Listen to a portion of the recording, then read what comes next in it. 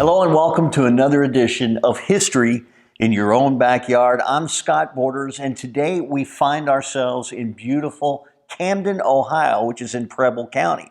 And we're standing here at Town Hall in Camden, Ohio, and joining me from the Camden Archives is Cherry Anderson. Cherry, how are you doing? I'm fine, thanks. Thank you for being here. It's a wonderful opportunity to come and see this great place. And we're standing in a very historic building in and of itself. Maybe you could tell us a little bit about this building.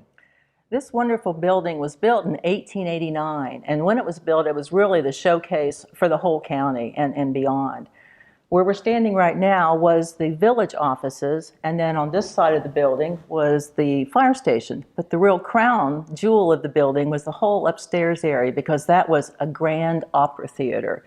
It had a raised stage, it had fresco arch ceilings, stained glass windows, and it was just a beautiful venue, which actually opened with a opera in 1889. And it was used continually after that time.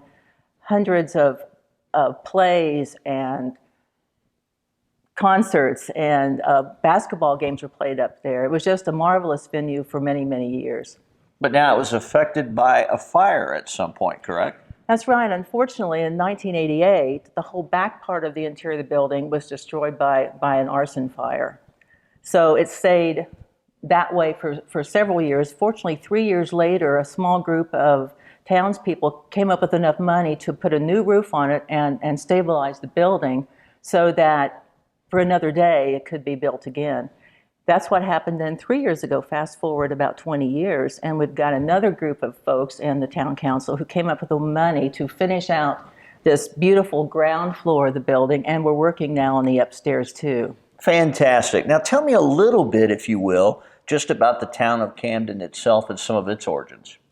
Camden, the first settlers came to Camden in 1803. It was a Hendricks family. And by 1818, there was enough people here that it was decided they needed to plot out the town. So that was done, and 1818, July 4th, that plotting was recorded in the county courthouse. So that's where we count our birthday from. So we are 199 years strong, and next year is our 200th birthday. By 1924, we have our first post office, and that's when they learned that the name we were going by then, Dover, we needed to change that because there was already a Dover, Ohio, so it became Newcomb, Ohio. We had our first postmaster at that point in time, not a mayor yet, but a postmaster named Ira Place.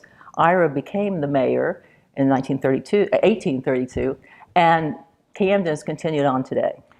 Now, Cherry, this has a wonderful room in it that holds a lot of the archives, and there are some pictures in that room that date back to the 1800s. Tell me a little bit about those and tie that into the town some. Well, a great way to do a virtual tour of Camden is with some of our photos, and we've got some great photos of Main Street, both directions, from the 1900s forward, so that gives you a little bit of the transition. And another thing that I'd like to point out with the Camden area here and the Camden town is that we have several buildings that are from the mid to late 1800s that are still in use today. And we have wonderful pictures of those in different phases of their history. For instance, the IOOF building, the Oddfellows building, right across the street here, was built in 1851. That building is still in use and has been continuously throughout this period. We also have the Masonic Lodge down here. Prior to that, there was a European hotel on that side, another wonderful looking building. And in 1911, the Masonic Lodge was built and still in use with our library on the ground floor. Another really interesting building, I think, is the White House Hotel, just down the street this direction. It started out, actually, it was built 3 years before this building we're in now, and it was built as our first opera house. It was called Bennett's Opera House. But 3 years later, when this building became available, it kind of, caused the downfall of the opera house. But that building remained, and it was a feed store. And then by 1900, it was the beautiful White House Hotel. It continued on, constantly being inhabited, and now it's a cafe. Finally, I think to the north here is a school building that's been in existence for many years. The first school building there was built in the 1850s and served for 50 years. And the current building was also built in 1904, so it's over 100 years old and has seen many, many students, including me, go through those doors. That building is still being used as a lovely senior center. Now, Cherry, I noticed a picture of a building I don't believe is here anymore, but was a bit of a landmark in this community. Tell us about that a little bit. You're talking, I think, about the Dearth Building. All these pictures that you saw of Camden on Main Street was this huge building with 3 stories and a big clock on top. That building was actually built in like the 1860s, and the 3rd floor was added before the 1900s.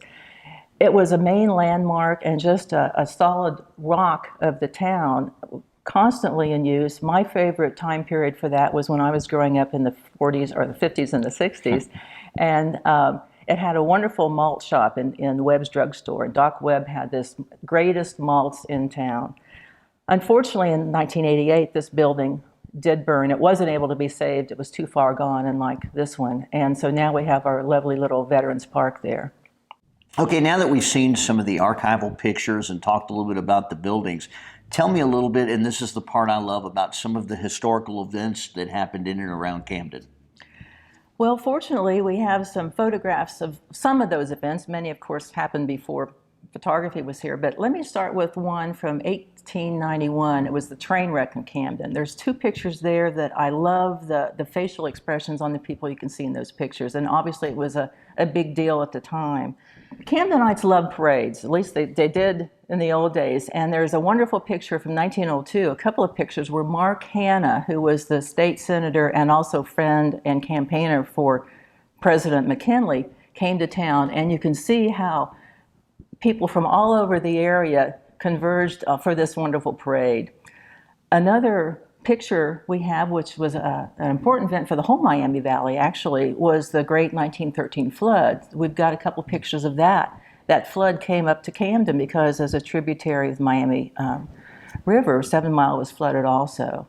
99 years ago today, this very day, was Armistice Day, the end of World War I, and there's a picture of a spontaneous outflowing of Camden people into the streets when they heard about the end of World War I.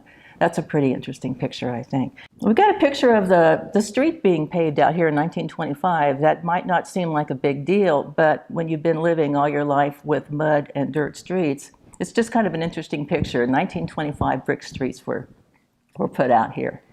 And finally, a major event that arcs about from 1852 until 1970 is our train depot.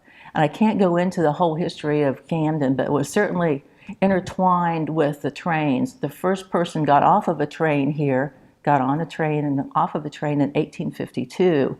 And Camden for many, many years was the hub of the whole area for transportation, livestock, grain, and our Camden depot. It remained that way until about 1930. Passengers stopped, but we continued on with our freight until 1970, and now the depot is gone. Now, Sherry, tell me a little bit about some businesses in the past that might have had a huge economic impact when this town was so vibrant that may not exist anymore. Well, one good example is those silos that you mentioned to me that you saw at the edge of town. In 1916, 2 mail handlers here, Neff and Fry, decided they had a better way to make a silo. And the results of that, you can see all over the landscape to this day. They started with concrete staves and bands around them, which was totally different. They were able to get a silo up to 70 feet high, and within 3 years they had built 300 silos.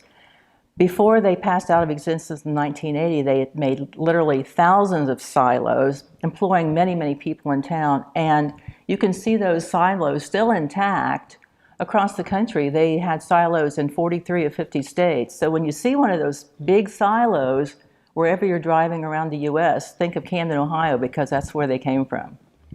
Now, Cherry, if I'm coming to Camden, Ohio, tell me about some sightseeing I may want to do while I'm here.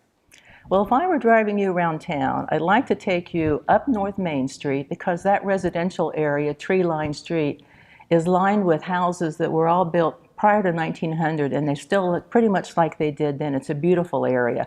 I'd also take you out to Devil's Backbone, which is just west of town. That's an interesting geological area that's been a draw for people from the earliest times. And I'd also take you up to our cemeteries if you happen to like cemeteries. We've got 2 of them. And the oldest one up on the hill, Orchard Cemetery, is reported to be haunted. So we could say Love that. the haunted Love things, the yeah. haunted thing. We've got an aerial view I'd like to show you so that you could see what we used to look like. And I would just drive you around town. There's so many wonderful things to see in Camden. Now, Cherry, tell me a little bit about the archives that are kept in this town. Well, we're so happy to be in this building. We just moved in when the building reopened in May. We've got a wonderful set of resources. We have hundreds of artifacts. We have hundreds of historical pictures. We've got literally thousands of cross-referenced 3x5 cards in a card file. And we have on microfilm all of the newspapers from 1877 through 1989 that were published here. So it's really a wonderful place to come and study about Camden or to bring your artifact if you like it saved. Well, Cherry, I want to thank you once again for our incredible tour here in Camden, Ohio. It's been a beautiful day, and we want to thank you once again for tuning in to yet another edition of History in Your Own Backyard. For Cherry Anderson, this has been Scott Borders saying so long, and remember, travel slowly and stop often.